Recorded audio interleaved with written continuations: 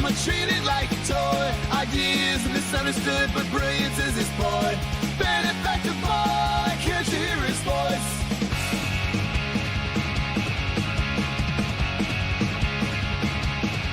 Talking about 0 point, the points lost on them. Kevin structures crumbling from the same old Sam. They laugh like I'm crazy, but I see it all so clear. Exploited labor under injustice, burning ears. Fighting for a change in this wasteland of noise. But they call me foolish, whining and boys.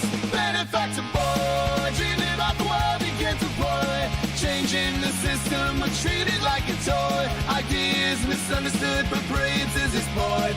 Benefactor boy, can't you hear his voice?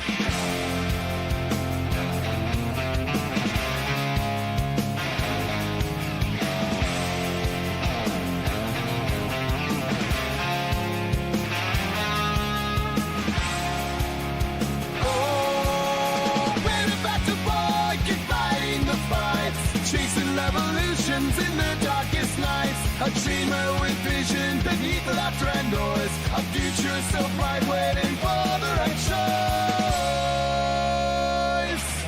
Benefactor boy, dreaming about the world he can't deploy. Changing the system, but treated like a toy. Ideas misunderstood, but brilliance is explored. Benefactor boy, can't you hear his voice?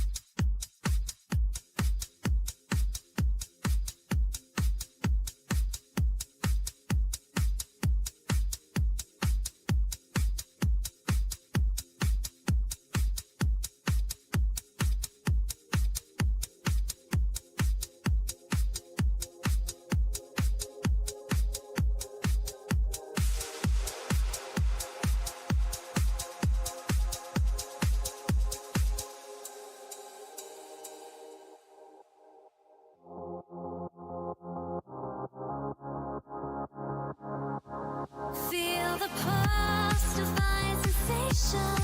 Everyone needs just a little foundation. Feel the pulse, divine sensation.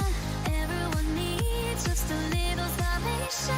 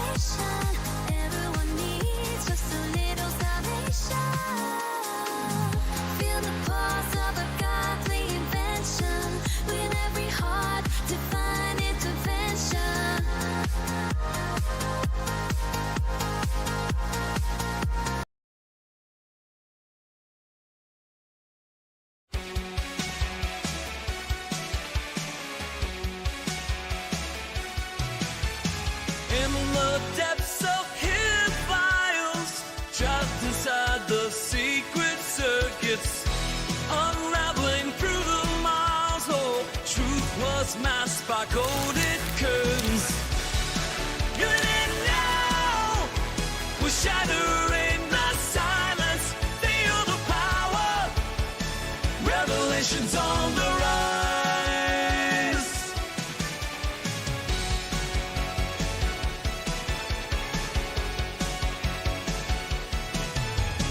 From the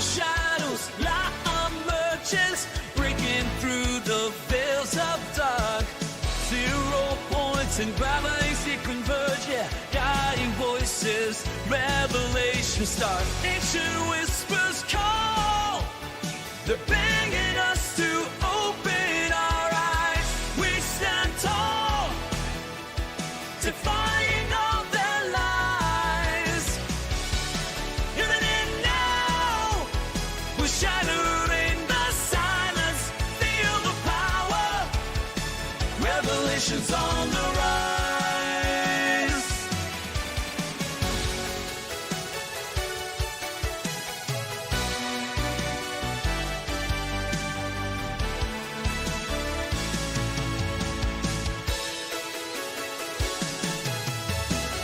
Forbidden knowledge we dare to see, unveiling secrets, setting minds free.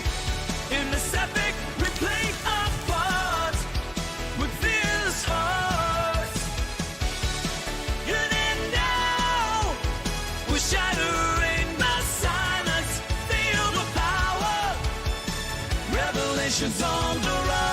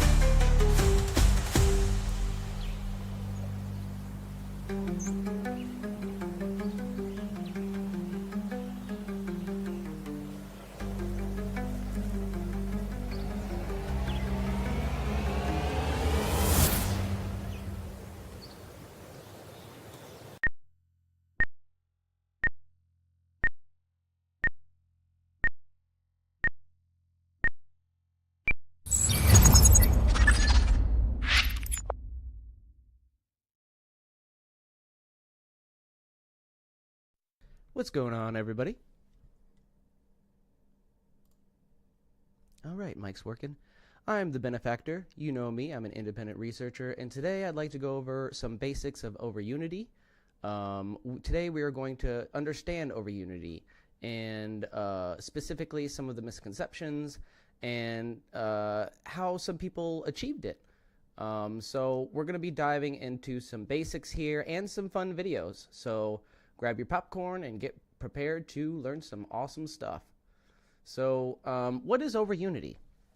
Overunity refers to systems that produce more energy output than input. Oh, I just realized I need to update. Give me 1 second, guys. You don't have the guide. Give me 1 second. Let me update the information. All right, so as you know, we have a TV guide to follow along with.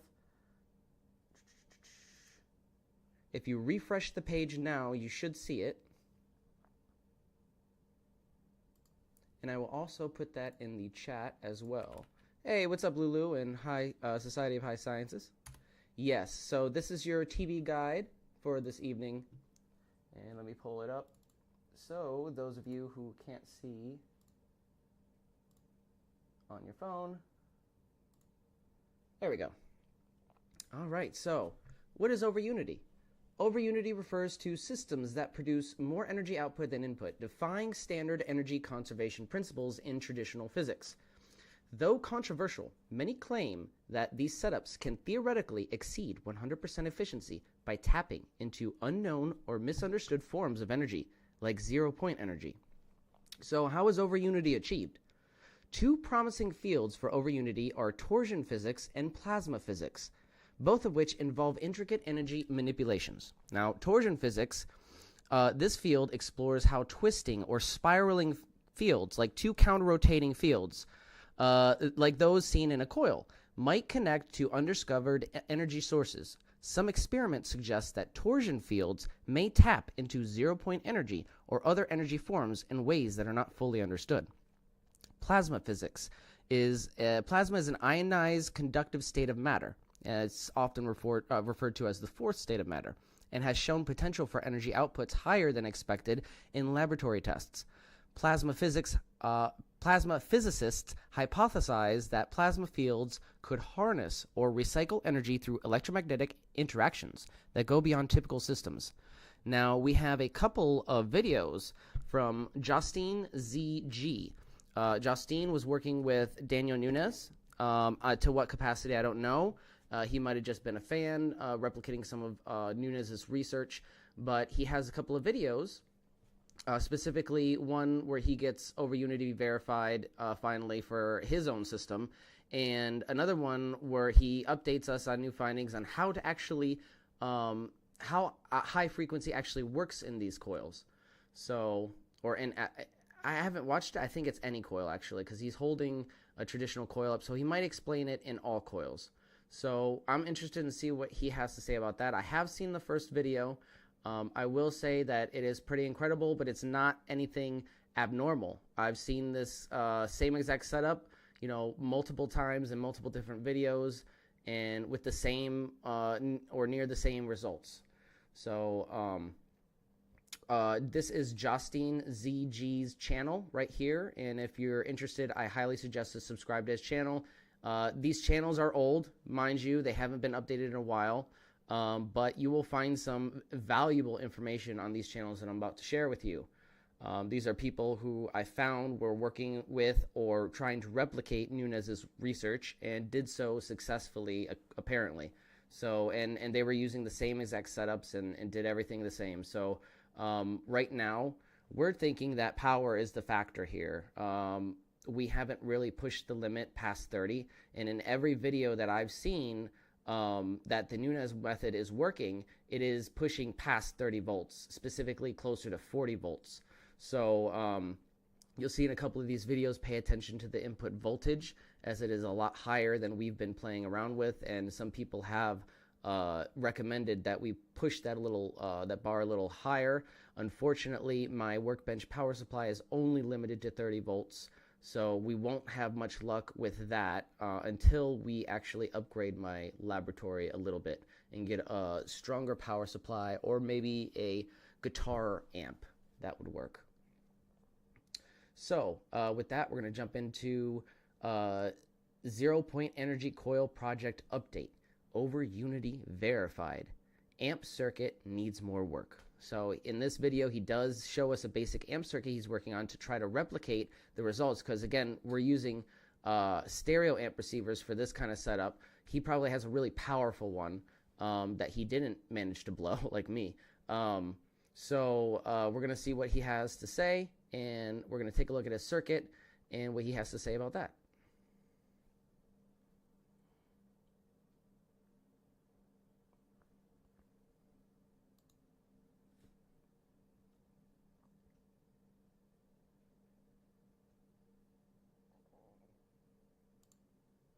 Hello everyone, it's been a long time since I have made a video now. Various reasons for that, but a lot of things have been done in one way, in another way not too much. I have remade many of the coils and bought some stuff like an amplifier that I've been told it's been good for this stuff. And an oscilloscope. I don't remember if I had that last time I made a video, but and also have tried with it looks like he's using making this one, which is pretty much they have a higher exactly the wattage way output, and they're Daniel capable of makes handling a lot his, more, just to obviously, see louder. if that works and how that works. And I have made a smaller version. also And know this with the one, dual which thief I circuit, in the showed chapter last, Practical Guide to Free Energy Devices, it think. does specifically say there is Added a just more sweet spot for the wires and a voltage. smaller version of So that one. it works best at They all 2.2 volts, work which in can be different adjusted way, to though what I different noticed systems, and we with can assume that there might be a sweet spot for this voltage as well here. or not exact, but this version of making it, you can only then connect it in one way for it to work. While if you have these, or the way he did it previously, you have more options.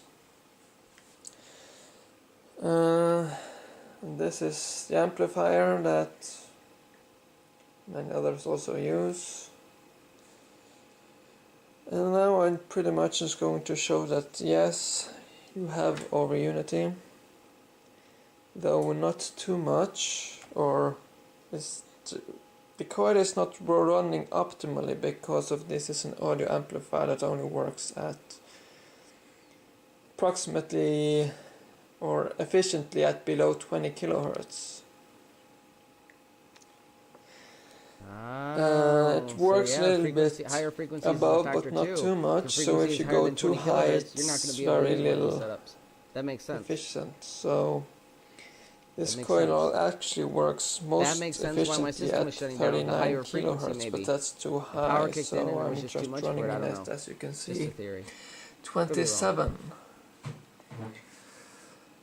But you still get some, and as you can see here, What's up, blue Joe? is out from Thanks the for joining coil us. and yellow is into the coil. I'm just measuring directly in and out of the coil now. And here is two identical measuring instruments that is measuring the current, measuring the signal current here into the coil, and this one is measuring the DC output because I'm running it through two rectifier diodes here with capacitor. So it's So it's a interesting. DC It's slightly current different. and an AC It's current very in, close DC current out. on the current. And the DC voltage directly over the LEDs here is measured 98 volts. So we have, as you might be able to see here, 70 volts signal in with 13 milliamps. Yeah, And so he's pushing 98 70 volts into the system. and 18 milliamps DC running through the LEDs here. I'm starting to think there is a power So- factor at play here. It makes it about, if you compare the AC measurement in and the DC out, you get approximately twice the effect in wattage. So yes, you have, but I'm still working on a way to make it without running it through an audio amplifier, make my own circuits. I have made my own oscillator circuit here with variable frequency, but I'm still working on the amplifier circuit, which is only like this at the moment, very simplistic, but still it does the job of amplifying the signal, but it doesn't trigger the coil, kind of. So I need to stabilize it and some stuff, work with it. I'm not sure yet, but that's something I'm still working on. Not going to show the schematics for the oscillator here because that varies with what kind of operation amplifier you're using, because they're not completely the same. So depending on which operation amplifier or you're using, you need to look in this in the documents following it, the worksheet, where there is an example of of circuits, and mostly there is an multi-vibrator circuit there that you can use as a reference. So if this guy is watching, or anybody knows how to get in contact with Justine ZG, please let me know, because he is another person who supposedly successfully replicated Daniel Nunes's over Unity experiments. And I have a lot of questions, specifically about the power threshold that we could be under. I see a lot of these videos and they're all over 30 volts. Like the lowest one I think I seen was 38 volts, and somebody got a little extra out. So we're gonna move on to the next video on how frequency works. Now this is by Justine. I haven't seen this yet. I think I watched a few seconds of it.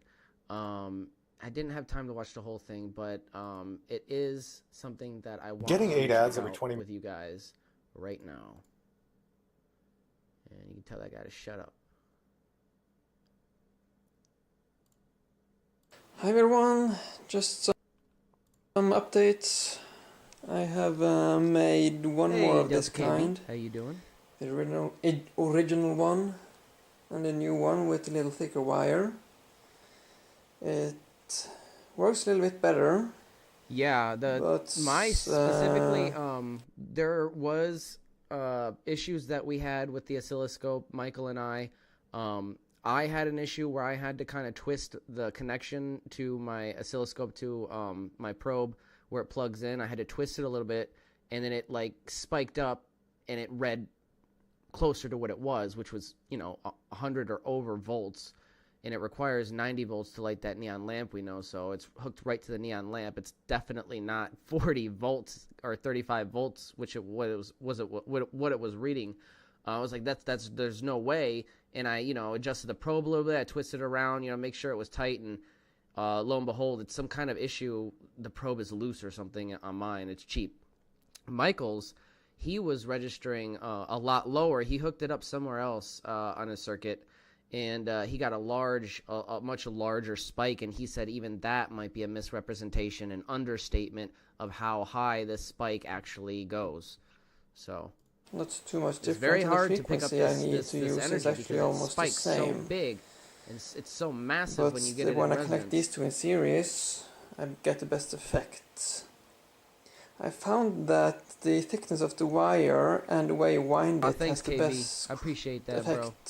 Of increasing the efficiency of these coils. So that's the main thing. The length of the wire doesn't actually increase the efficiency, it only lowers the frequency you need to get the best effect from these coils than what the resonant frequency that is. Right, so the length has nothing to do with the efficiency. It's more about the geometry and the frequency that you're at, right? I mean, length is a factor in what the frequency is going to be, obviously, but he's saying that length has nothing to do with the efficiency. So to me, that means you can have, mismatched. That makes sense. On my first coil, it's not exactly the same length cut for both ends. It's slightly off. I didn't get it even. So it's not, the two leads coming off aren't the same length, which some people recommend is necessary, and I don't think it is. It might look neat. It might be neater to do it that way and more organized and such, but it's not going to affect the efficiency at all as long as you get to that range that you need to be in resonance wise, the frequency wise. So once you obtain that frequency, it really doesn't matter what the length is to achieve extra energy. Is basically what this boils down to, what he's trying to say, I believe. Wire use, the lower frequency will then be the resonance frequency of the coil with whatever you have connected on the output, as the output is a part of.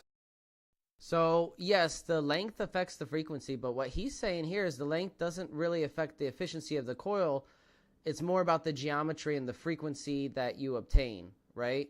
That you get the coil in resonance. And as long as you're in resonance, the length of the wire for that specific coil configuration isn't going to really affect the frequency. That's what he's saying, at least. Now, I haven't tested it too much to experience anything like that and document it, but that is something that I'm going to notate and experiment with further to, either confirm or deny that, because we need to know that. We need to know if the length plays an important part in degrading the potential of this coil or not. So we can, once we actually finally crack the Nunez method here, we are going to test both ways. We'll test the uneven way and then the even way and try to determine if there is a difference in efficiency and output. And I think it really more boils down to the geometry, how the spacing of the coil, how tightly packed the wires are but not exactly touching, or the delicate field geometry that you have in some of these, like the advanced version 3, where it is essentially a trifilar, but it's not twisted. It's actually delicately placed on top in a crisscross threaded pattern. So the field geometries are delicately interwoven and evenly distributed amongst the surface of the coil frame, which I find to be interesting. Maybe it's not the most efficient design. Maybe it's utilized for a specific purpose. We don't really know what Daniel Nunez got out of that coil, specifically because there's a lot of information we don't have about his research. But we do have a replication of the coil frame. We are going to be doing testing with it. Honestly, I think right now it just boils down to being able to put more power into the system to see any kind of real effect with the Nunez method. Because I did see it in the stereo amp in the millivolt range, but it was very slight. As soon as I turned up the gain a little bit to put more juice into it, it just shut down. And it only does that specifically when I'm in resonance and I put the volume level too high. And you'll notice when I charted the maximum gain for the system, it's without a load on it, it's like 60 or 61 or 62. It goes on the notch, the little digital. But when it's in resonance, I never got it to go above like 40 before it just crashed and shut down, and then I would blow transistors. So it's signifying something's going on here. Maybe it's not exactly over unity in the way that I was seeing it, but we really won't know until we put more juice into this and we have a proper oscilloscope that's not going to crap out on us. So this is very interesting because we need to determine how to make a coil that's going to have a specific resonant frequency. And I think regardless of if it affects its efficiency, we do need to pay attention to the wire length, because Michael and I did discuss that we need to build these coils with intention. Like we need to aim for a specific frequency range for its resonance, and we need to chart out all of the variables and all the results for these coils at different frequency ranges to kind of try to determine each geometry's sweet spot. So with that, we might be able to reverse engineer some kind of chart that tells us, maybe the size is going to get in this range of frequency for its resonance, for example, because, again, we want very, very low frequency ranges for driving, pulse motors. Not very, very low, but you want them to be able to get to a low range, specifically to start them out, like at 7, and then you increase it slowly, and you can increase it, for a rodent coil or PoE vortex coil. I believe Daniel got it up past 1 kilohertz, but you have to slowly drive it to that frequency. But you want it to be able to start out low, because the lower frequency has the strong electromagnetic effect. From what I've noticed, I didn't get any strong magnetic field from anything over like 20-30 hertz. But I think if we put in more power in at those, upper frequencies, we might have seen a little bit more. We were just limited by power with the stereo amp. Of the whole system that affects what frequency is needed. I've also created this Exactly, one yeah. just The to resonant test frequency is that. dependent on the length of the It wire, and has that's why 4 we need times to the pay attention windings, to but these and within chart a them wire, out. Because and we it want to build works these less coils with a efficient. specific intention and frequency, right? But with a So you're lot absolutely lower right, frequency and needed. that's important for us to consider I for have our tested next with higher coil, to make frequencies sure it's also, even, but and it to doesn't measure work. the length of the wire There's one completely frequency accurate, that you know, to it works the best on, which is centimeter very or much whatever. lower on this one because it's a longer wire. But the thickness is the wire is thin, and therefore it works less, as I found out. The only thing that more wires create is a stronger magnetic field around the coil, which is not a necessity, it seems to me, to get a good over unity. Which also I Wow, have so that it doesn't done matter to if you find have this 24 out, wires, he's tested saying. with these coils, which is basically standard I mean, that rolling kind of aligns coils, with my except theory. for the lower one, which is a Abha Yeah, wind he's got some really cool ones. in a different way, with 2 channels, but both going the same way. Even with this little thing here, even with this, I actually get higher voltage on the output, maybe even a little bit more wattage in general, I don't know. But even this has effect as long So as that's you use high important to frequency. consider, Society of High Sciences. Please, please, please email and me if you here, have any ideas in that realm or with any these other 2 information to diodes, include on your theories of cost diodes, efficiency that is, and ranges a for frequency. capacitor between Because that's going to be each, important too. I'd like to, you or know, plus notate that and, minus, you or know, each have of it the for leads. when I actually do those tests. It's and enough chart to that actually stuff out. have a decent DC Consider, you know, circuit, considerations. or AC to DC. Much obliged, sir. But I'm waiting for more diodes and some other equipment that I need to create a separate unit oscillator to test it better, to eventually, hopefully, make a standalone unit.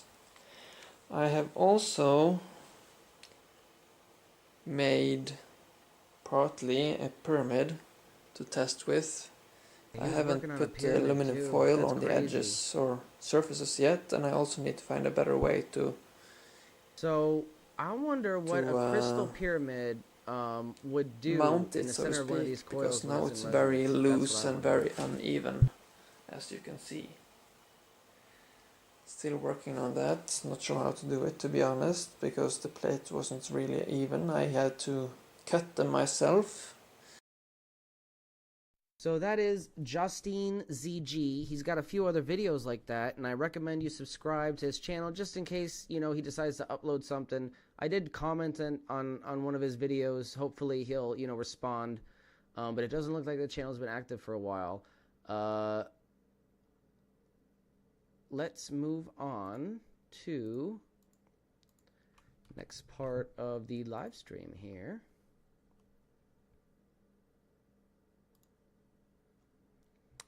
All right, so over unity for beginners and skeptics. Over unity, sometimes called free energy, is the idea that a system could produce more usable energy output than the energy input it receives. It's essential not to confuse over unity with perpetual motion machines, which are hypothetically capable of running indefinitely without any external extra energy source. Over unity systems are different because they don't necessarily produce endless energy, but may achieve very high efficiency, exceeding 100%. For example, if I managed to double the voltage in my system while maintaining the current, I'd be achieving about 150% efficiency.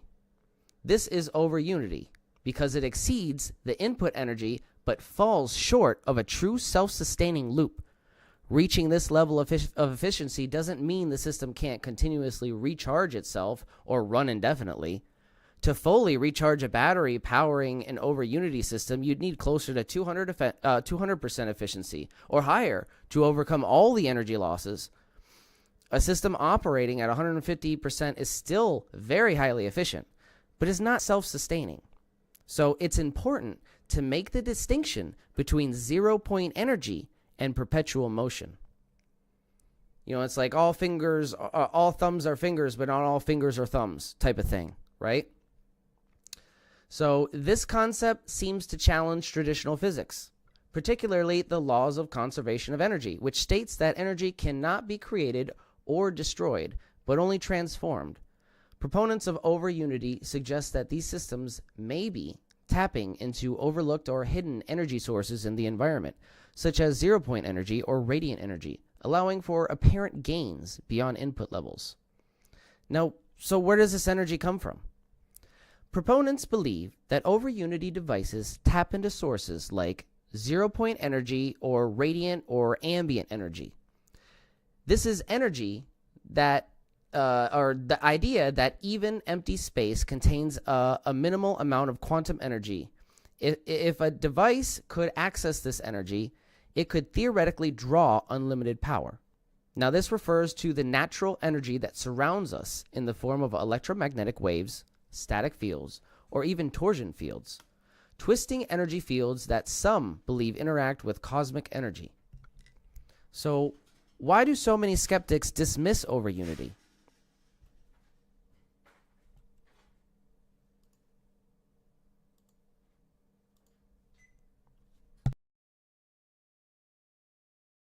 Most physicists argue that over-unity contradicts established physical laws.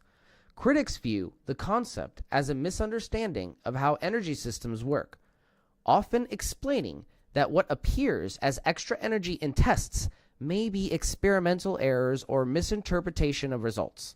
Here are some points skeptics commonly point out or bring up. Measurement issues. Many over-unity devices and measurements use measurements with high sensitivity, meaning any slight calibration error could falsely suggest extra energy. Energy conservation oversights. In some cases, devices that appear over-unity are just drawing power from an unnoticed source or tapping into batteries or other hidden storages.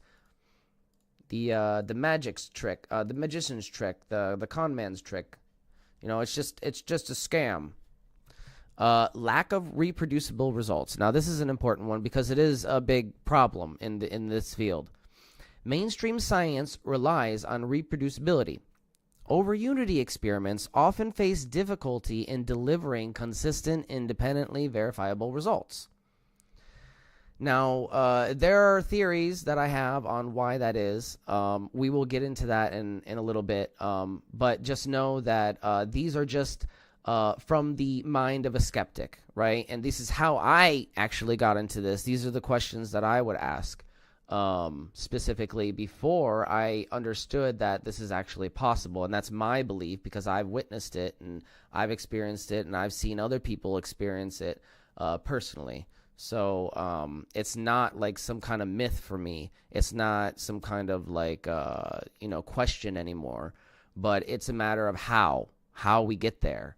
But again, these are what the questions that are going to arise from the people who are not there yet and are still very skeptical, which is understandable. It's good to be skeptical. You always have to have a healthy dose of being skeptical, but not too much. You don't want to be a hardcore skeptic and create bias out of it. So out of this, the universe runs itself on over-unity. This is my argument. If you freeze an atom down to absolute zero, the energy in that atom does not dissipate. So where does that energy come from? It's natural energy from the vacuum. Magnets operate off of a similar principle. The attraction is the result of extra energy from the vacuum being swirled around, creating a current in that vacuum, or what some call the aether. Twisting two currents in opposing directions creates a uniform and unidirectional current between them, resulting in attraction. This is why opposites attract. Not unlike fluid dynamics, the aether is a superfluid, yet indetectable substance that makes up the very fabric of our reality. We only know it to exist due to its interaction with different materials. Now, there are markers for this energy, and I believe plasmoids or ball lightning and cold electricity are both indicators of this kind of energy. Now, this is fun. Power magnification cannot be mathematically expressed by equations. Power magnification can only be expressed as a mathematical inequality. Lenz's, Faraday's, Newton, and Maxwell's equations do not apply because algebraic equations are statements of equality. And that was a quote from Gerard Morin, 2014, and that is from this video, which I watched a little bit of, and we are going to watch now. It is amazing, and I hope you like this. It's called Free and Natural Energy and How to Make It. And this is from the ABHA Coil channel. If you have not subscribed to this channel, I highly recommend it right here. The ABHA Coil channel, no space. Please subscribe to this channel. It is a plethora of amazing information regarding these coils. And if you're interested in learning more about these coils, this is the source to go to. So great work on this. I think they still upload channels on this YouTube channel here, but we're going to watch their video here, Free and Natural Energy and How to Make It. This technology have to go to everybody around the world. That will disconnect your own energy system. Everybody can have their own energy. They don't have to buy energy. They can produce. Exactly. So we have Alex says, it's very possible to have over unity during one or more energy transfers, but to self-run requires much more than just achieving over unity. Coefficient of performance. Yeah, exactly. Exactly. There's a difference there. You have to make that distinction. You know, if you don't make the distinction, it's misleading whoever you're talking to. And if you're saying it with confidence, they're going to be completely confused when they're actually confronted with the reality of what's going on in some of these systems. Society of High Sciences says, wouldn't a hydroelectric jam be considered an over unity device because it draws more power from the environment? Yeah, you know, that's a good point. That's a very good point. You know, I don't know the technicalities of what it takes to run, you know, a hydroelectric dam, you know, all the electric components and all that stuff. But I mean, clearly you get a lot more energy output than what you put into the dam, right? Otherwise it would be worthless. It would defeat the purpose. So that's interesting to look into, logic-wise, when you're trying to, you know, debate in your head, oh, how is this possible? Well, you know, there are things in nature that do this all the time. You know, where does lightning come from? Where does lightning get all that freaking energy? You know, that's a massive, the thunderclap is a massive amount of energy. Where does that come from? It's sourced from the vacuum. Their own energy.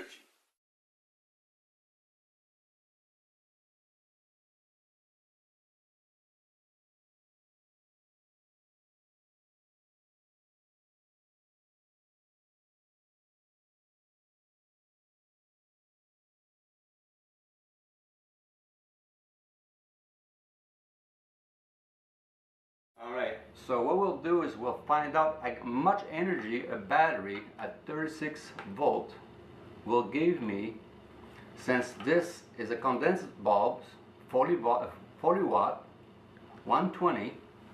It's just a straight Appreciate element. that, Alex. So we'll find out Hey, how Mike, much how goes you back, doing? how much heat. Everything is about heat. If you don't have heat, you have nothing. You can have lots of volt, but no heat will get you nothing. This is just a little switch, 2-speed switch, DC switch, on, off. So let's put that into maximum. So there again, here's my battery power. 36 volts, turning the bulb. Barely no heat. So we'll change that and see if we can run a 7 watt instead of 40 watts. That's the little fluorescent. Not quite. Alright. Let's see if we can run this LED bulb, which costs about a fortune and a half. See? Very dim. But it runs it. So now we're going to do a change. So Society of High Sciences says there's a possibility that the experiments are hard to replicate because the nearby sources that extra power is being pulled from are not present in the replication. This is an interesting theory, and it's something to consider. But I think I have a little bit more of a simpler solution to that question that I'll present to you a little bit. It's more of like an Occam's razor thing. Is like, the simplest solution is usually what's happening, is usually what's the most accurate.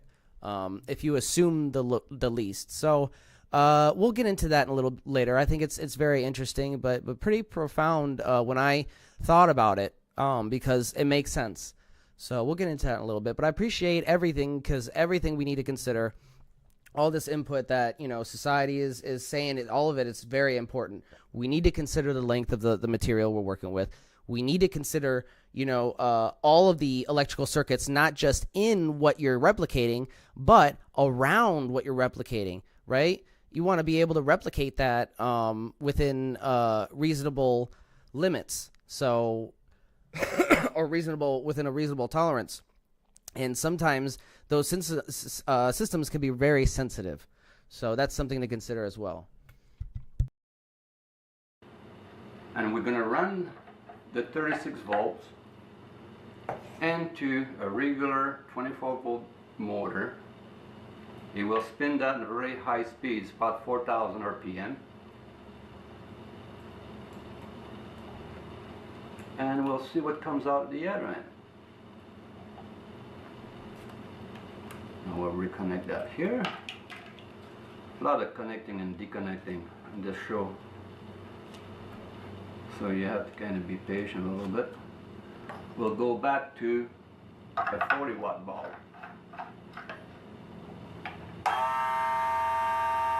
Lots of heat coming out of here. Okay. Let's go to a 60 watt bulb. It's a really big bulb, so the heat is pretty much controlled inside. But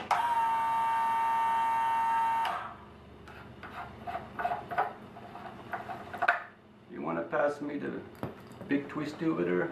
Thank you. Big twisty, that's a 40 watt twisty. It's about 12 years old since almost one of the first one came out. Let's see. Works just fine. Now let's see how much lumen. This is supposed to produce, what it says on it is 1065 lumens. That's a lot of lumen.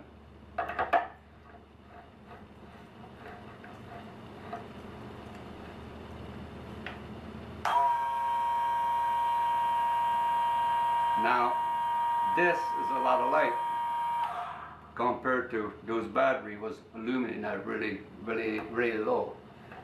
Now, we'll go back to the straight. Can you put that away since we don't need that? Thank you. And this one here. Thank you. I'll put back the 40 watt bulb, which is a stove or an oven bulb. Now I dare anybody, and I like you to do that, to take your lamp, peel up the insulation of your wire, turn it on like this, and then go like this with your finger across the two bare wire, and talk to me and see what is going to be the response. Because after maybe 30 seconds to a minute, someone's going to have to call 911. You will be dead. I can hold that all day long. Okay, because I'm not producing amperage. I'm producing electromagnetic watts. That means radiant cold watts. electricity. Good old-fashioned radiation. And that's what light up this bulb. That's so cool. Is he neutralizes. Not try that, by the way. That is not recommended. sure. Do not try that. He's effing crazy for doing that. He must know exactly what he's doing. I would never do that. I want to make sure they can see that. Okay? I'm going to pull the front out. I'm going to show you how much volt I'm pushing out right now. Can you read that? How much volt? Richard, can you read? Yeah, 134.8. 134.8. I'm going to rebridge it. Okay? How many volt I'm putting out? 1.4, well, it keeps going down. 0.9, 0.8, It's zero. It shut off. 0.7. It turned itself off automatically. Yeah. Because this current is smart. It won't let itself burn. And that's what this current can do. Now I'm going to show you something. We're going to pick up the voltage when I'm coming out. 134 volts. 134 volts, correct. Okay. Now watch that. Now I'm going to up it a little bit. We're going to use a small up transformer. We're going to crank this little puppy up to about 300 volt plus. Probably about 300 volt plus. We'll see. Okay. Again. Now I'm going to go to the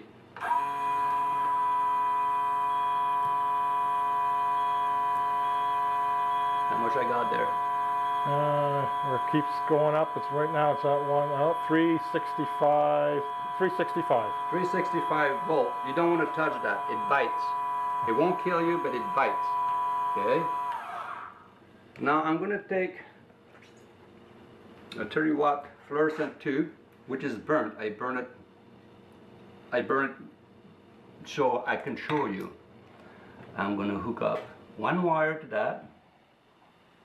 Not two. See, those only work with 2 wire because there's an element on each end. This element is burned. I burn it directly on the plug. I will hook up the other end.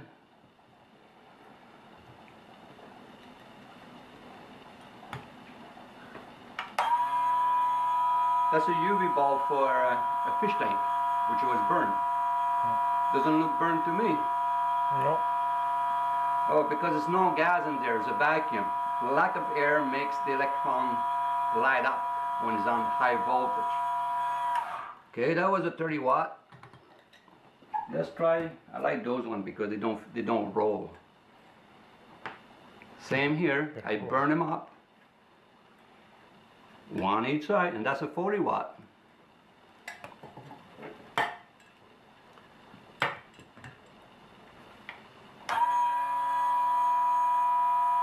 Doesn't look burnt to me. As long as a vacuum, as long as no gas in there, I can ignite the electron flowing through. This generator it doesn't produce, it actually makes the electron manifest itself because I cannot make energy. Natural energy is not something you make or manufacture, you have to make it manifest. This is actually not a generator, but it becomes a modulator for the electron to flow. So now we will do something a little bit more sparky.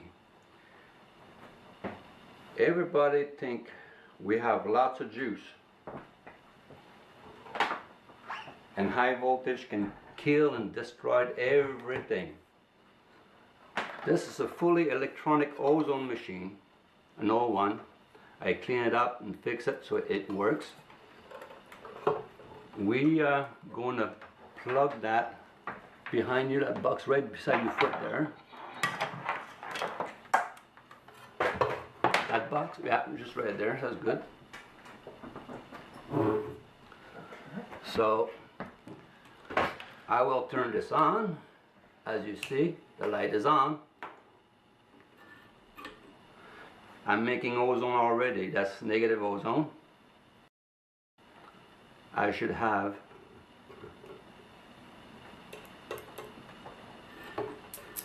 that's maximum output.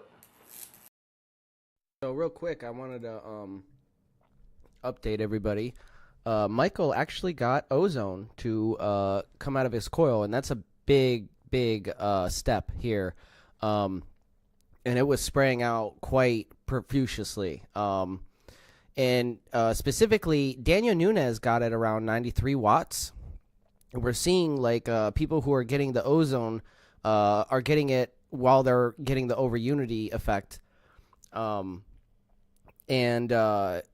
they're getting enormous outputs, like 1,000 volts or whatever, because they're putting more into the coil. So that's probably why I'm not seeing any or smelling any ozone myself. But Michael said he got it at a very low wattage, 43 watts, which we might be able to get with the power supply I have, just with the capacitor hooked up and not the load. So it might be something we'll try. We're not going to try it for very long. We'll keep the window open, obviously, while we switch it on and monitor it for a second. Maybe like 10 seconds we'll switch it on and then switch it off and see what happens, see if we can smell anything. That's something maybe we'll do tonight, maybe tomorrow. We'll see. Moving on. We have, as I said, a list of either co-workers or co-researchers or fans of Daniel Nunes's research who replicated some of his energy over unity tests. And here's another guy, Mr. Warwick, and here is his YouTube channel. I think he's still active. I highly recommend to subscribe to his channel. He's got a plethora of really cool videos. We're going to take a look at two specific videos that he has. One regarding radiant energy oscillator, an radiant energy oscillator that he developed, and another one regarding how to tune into resonance. So these are very important. Oh, and I have a clip here where he goes into talking about how adding capacitance reduces the resonant frequency, which is important to consider, and I didn't consider that before. So we're not going to actually play the third clip. That's just there in case you want to take a look at it.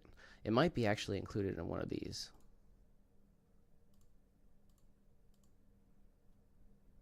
The wait is over. The Digi... Oh, nope.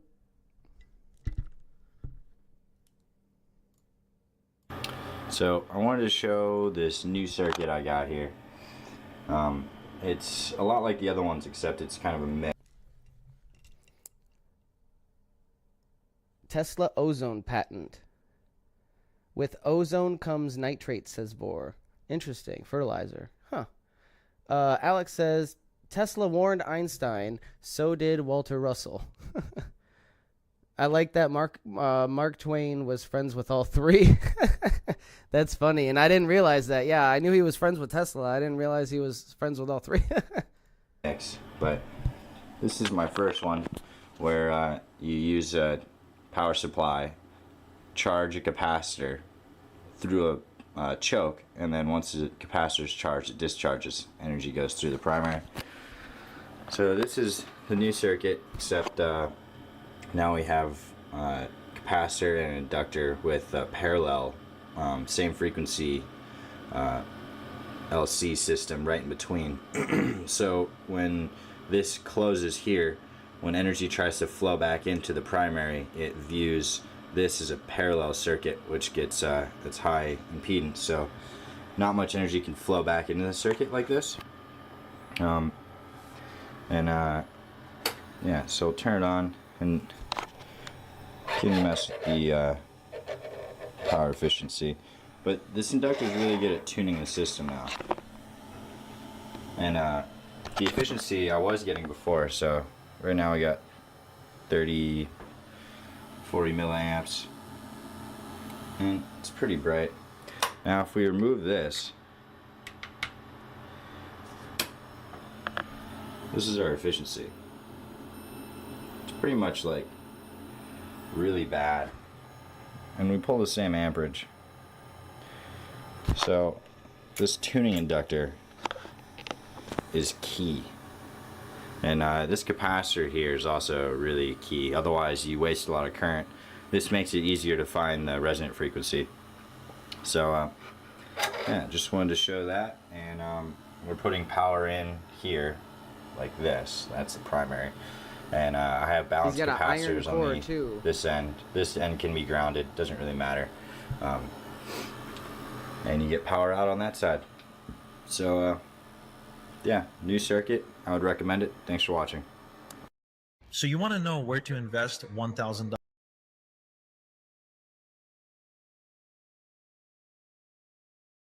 So that was pretty cool. I like how he had the fan in the middle. It looked like a little magnet spinning a fan. I think that's what that was. We'll have to see how maybe how he did that, or if we can try to do something like that. That's neat.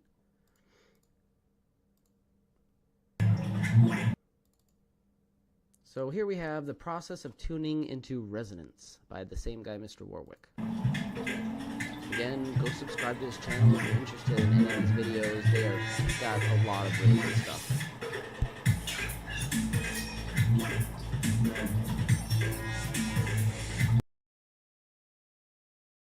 Alright, we gotta mute that.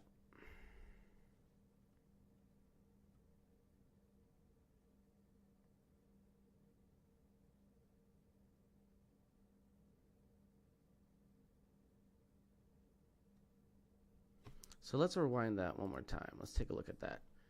So here we have him tuning into the resonance, and he's probably either, it looks like he's increasing the frequency.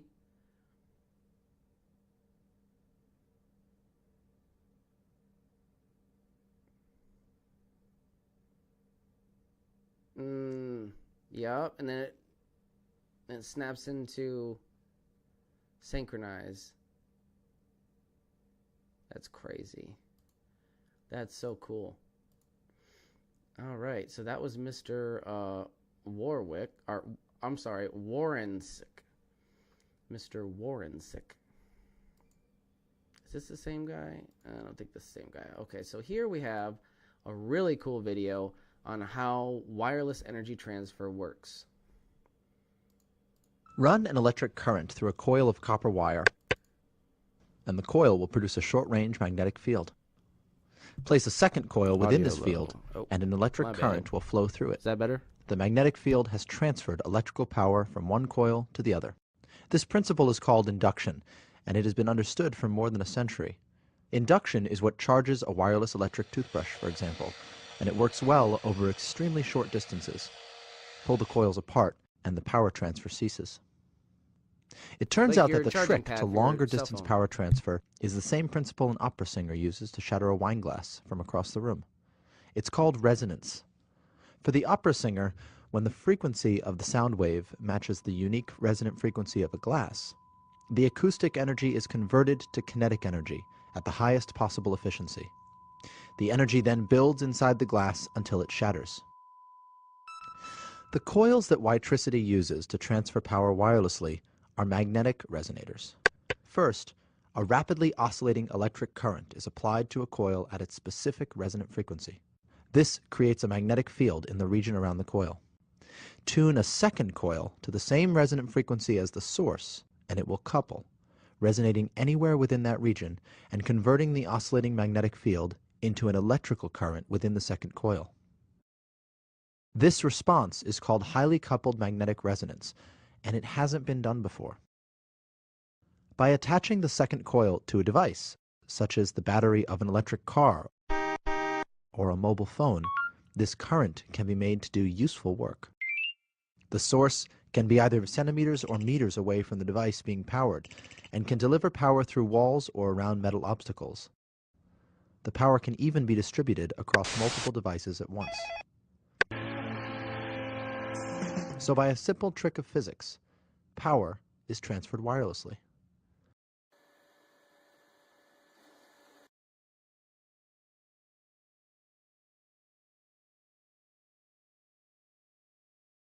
Well, that's pretty cool.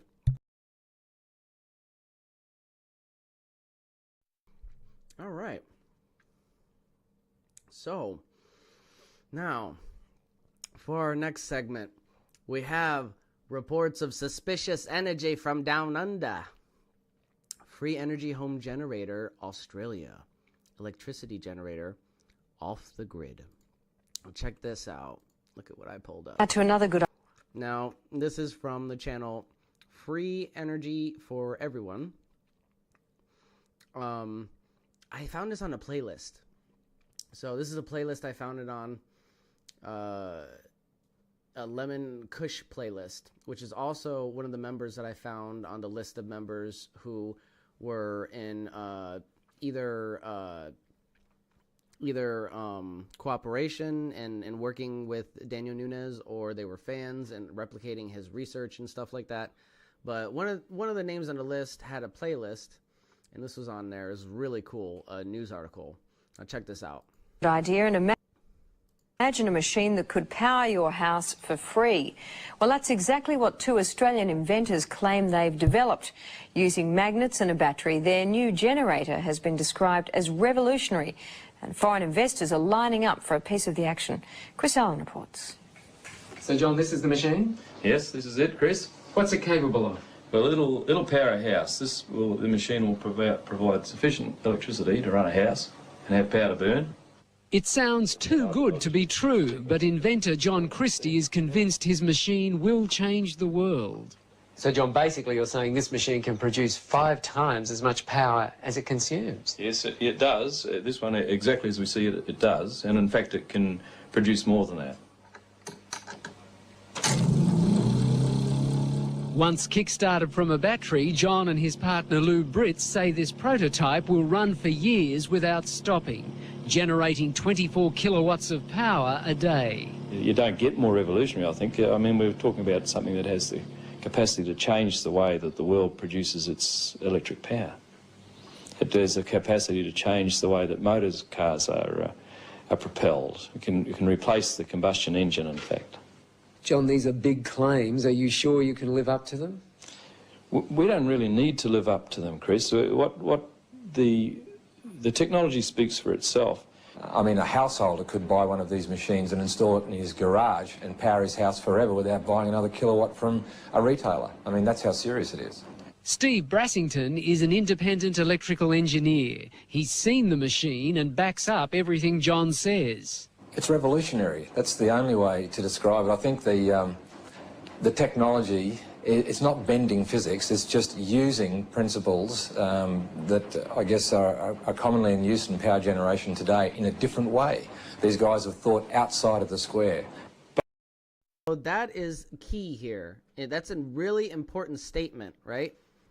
Let me rewind that so you all can hear that again. That's very important. That I guess are commonly in use in power generation today in a different. The technology, it's not bending physics, it's just using principles that I guess are commonly in use in power generation today in a different way. These guys have thought outside of the square. Basically. So that's exactly what some of these vortex coils do, specifically with mine and Bedini's coil, you know, in his SG circuit, and also in Gerald's systems. The back EMF is being utilized in a way that is increasing the efficiency of the system and not being wasted and grounded out or filtered. So that's kind of the secret here, is that they're just breaking the laws. They're not breaking the laws. They're just using the rules that people think are going to create an efficiency in the system. So traditional methods that are taught in electrical engineering, where you're taught that, you know, to avoid certain things like parasitic capacitance, and these are all unconventional things that these inventors, and like Gerald uses 7 unconventional methods of electrical engineering, specifically like parasitic capacitance, to his benefit, to utilize that back EMF and put it where he needs it. It's magnetic attraction and magnetic repulsion that provide the movement or the moment of the motor. Can you understand why some scientists are sceptical about it? There is no physicist or engineer who has looked at our motor or has looked at our figures who says it doesn't work. Lou is an electrician and John a businessman in Cairns in far north Queensland. The two unlikely inventors have been tinkering with their machine for 6 years. They've applied for an international patent and have been swamped by people wanting a piece of the action. These are the coils. We mentioned the coils don't get hot. Local businessman Alex Roma is one of the many offering money to help develop the generator. Foils don't proves get up hot. to be what they say it is, certainly would be something I'd invest in. John has also spoken to millionaire inventor George Lewin, the man who came up with the Triton workbench and who's now setting up a fund to stop Australian inventions going overseas. There's an opportunity here, I think, to share an invention with the world that is beyond anything that we've ever contemplated before. Scientists here at the local university say while they're interested in... That's just the thing. We have seen this type of thing before many, many times. This isn't the only, like, shady backroom news clip that's been suppressed, right? This is very hard to find. I couldn't find this anywhere but this playlist. This is another example, and there was a Stan Myers news clip, you know, that you can find quite easily now because Stan Myers is a popular name, but there's so many of these different examples of these inventors popping up and then either getting suppressed, bought out, and nothing ever comes of the invention, right? We don't see anything. Nobody disproves it.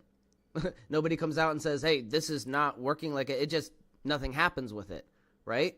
And that's kind of telling in its own right. John's machine, they're also cautious. They say if the machine can generate as much power as John says it can, then they will have to rewrite some of the laws of physics. And they've urged people to be cautious about investing in it until the generator has been independently tested. Anybody who says it doesn't work hasn't seen it or hasn't looked at our figures. They haven't reviewed it. If they look at it, they'll all agree with us that it does work. John says the household generator should be available in a year and sell for about $5,000. If he's right, it will make him much more. And how much do you think your technology could be worth? I have absolutely no idea. Well, it was back in the 90s. We have to We could be talking about millions of dollars here? It's probably, yes. Yeah, it's very definitely talking millions of dollars, but I'd hesitate to even take a stab at it. Good idea. even like 10 grand for a system like that. Jesus, that's not... Wow, that's pretty good. Pretty good. So with that, we're going to take a quick intermission, everybody. A quick 10-minute intermission.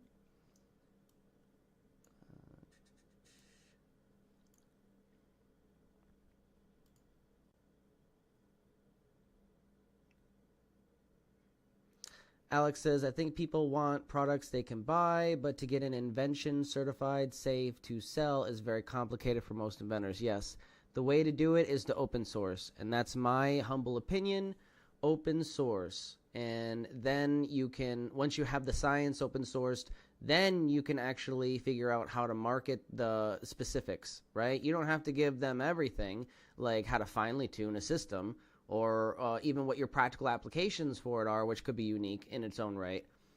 So there are many things that you can do to still profit off of your invention while still open sourcing it. And that is a big, big thing that you need to do. And my recommendation is open source your technology, especially if it is world changing, because it's not going to get anywhere on the quote unquote free market. Free market always suppresses status quo changing technology. That's just how it works. We don't have a free market. You know, that's kind of like a fantasy.